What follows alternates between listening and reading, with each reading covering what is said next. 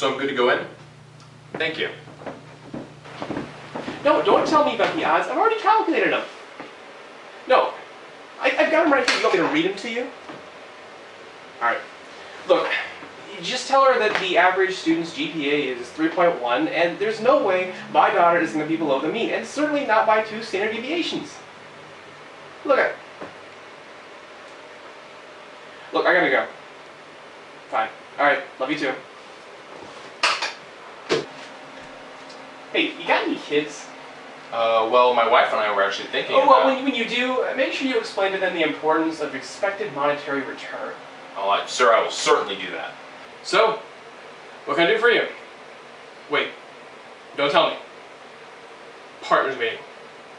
Janet, I told you to tell me about the partners meeting! No, sir, I'm here for the interview. Interview? Yes, sir, for the operations research position? Operations Oh, Timothy! Timothy, yes. Tim, yes. Yeah, definitely. Yeah, sure. You know what? Go ahead and take a seat. Remember, you faxed me your resume.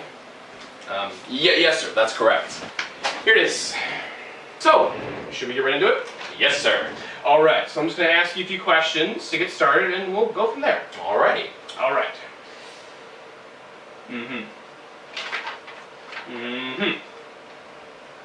This is good stuff. Oh, thank you, sir. That was not a compliment. I'm just objectively commenting on what I see. Okay. So, okay. Certainly. Just make sure we're on the same page here. I understand. Now, it says here you went to Illinois State. That's correct. I'm a U of I man myself. Alright. And you studied computer science. Yes, sir. Okay. So, what you're telling me is, if you were to go to Schnucks, and you wanted to buy a box of Cocoa Puffs, which I'm sure you did plenty of times when you were at Indiana or wherever you went to college, and you wanted to know the probability that that random box that you choose has a fill weight, has exactly somewhere between the interval of 900 and 904 grams of actual cereal. Now, how would you calculate that? Assuming, of course, that that it is normally distributed, the fill weight of these boxes. Hint, hint. I'm not sure why I would. I know what you're thinking. Bill, you haven't given us the mean or the standard deviation. How are we supposed to solve it? Well, I'm glad you asked. So, give me some data. Well, you could have a mean of 910 grams and a standard deviation of 5. Really? All right. So, let us write our equation. So, now that we've written the equation for the normal distribution, as such, we need to integrate it, obviously. So this is where I ask you, what are the bounds of the integral?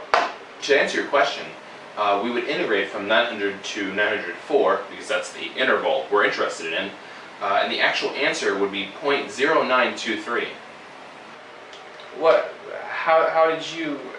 Well, sir, because I have a calculator on my phone, and I already have the function stored, just plugging in those data points and realizing that we're only looking from 900 to 904 grams, we can find that that answer was 0.0923. Timothy, here at Bill Industries, we're looking for a real go-getter. Is that you, Timothy? Are you willing to take the initiative? Or are you one of those Y1 parentheses X comma TI-89 pressing kids who just take the easy way out? I mean, I just thought it was all the more efficient, and especially since, operations research is all about optimization and efficiency. Look, my nephew's coming in for the exact same interview in like 10 minutes, so look, next question. Evaluate this integral. So, what is our first step? Well, we first just have to replace infinity with some constant. Wrong. You see, what we have to do is look at the graph, because whenever we have an infinite value up at the top for our upper bound, we have to look at the graph over here, and we see in this just perfectly drawn function over here, we see that it extends infinitely. And because of that, and it's never going to actually intercept the x-axis at some point, it's going to get close, we see that the function here and the area under the function in between here, if this extends infinitely, the area must be infinity. Wait, couldn't you use a limit to evaluate the improper integral? No. Yeah. We can re-express that upper bound using a limit. See, for example, if we do the limit as, let's call it t approaches infinity, we can remove that infinity in the upper bound and simply re-express it with a t. Timothy, limits and integrals are two completely different concepts. And how do you expect to evaluate a limit and an integral at the same time, especially given the fact that this up here is, it's still not defined, it's just t, it's not an actual constant. Well... You can re-express that as x. Now, so now we look at this. In our bounds we still have our t and 1. So expressing those, 1 over t plus 1, we still have our limit as t approaches infinity. And of course over here, 1 over infinity plus 1, that 1 over infinity, you're having a real small thing divided by a real massive thing, and it approaches 0. So what you get in the end, 0 plus 1, which of course is equivalent to 1. But, Timothy, you came in here at noon, it's dark outside. What? You want me to do this? We're supposed to do this.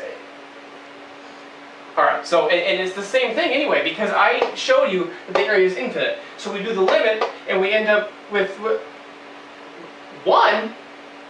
Convergent. What is it? 1, it's, look at the area is infinite. Why, what is all this?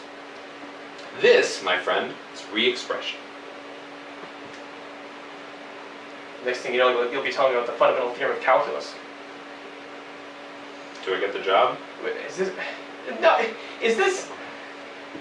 Oh! Wait a minute. Convergence. Is this what Janet was talking about when she meant the audit from the IRS? What do improper integrals have to do with taxes? That is a great question. And you know what? That is going to be your first task. When can you start? I can start at time t. Time dilation? What is that? Well, you see, that's how we made the montage.